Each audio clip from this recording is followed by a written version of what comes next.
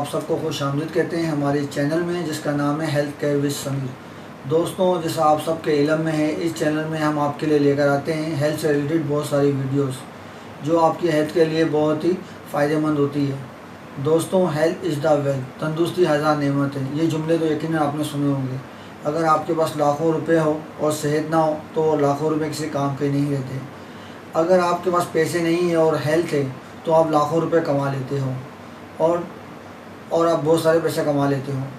तो दोस्तों, इस चैनल में हम इसी तरह की बहुत सी मुफीद मालूमात आपके लिए लेकर आते हैं ताकि आप अपनी हेल्थ को ज़्यादा से ज़्यादा बेहतर तौर पे रख सकें।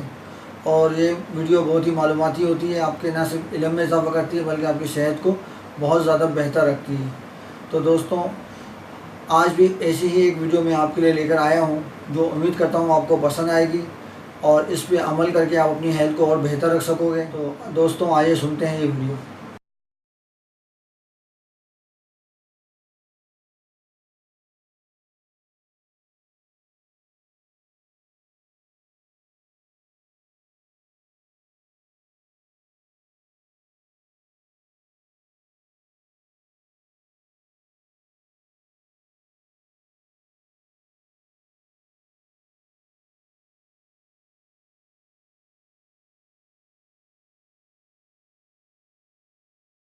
तो ये तो थी आज की अहम मालूमाती वीडियो जो हम आपके लिए लेकर आए थे। उम्मीद करते हैं आपको पसंद आई होगी।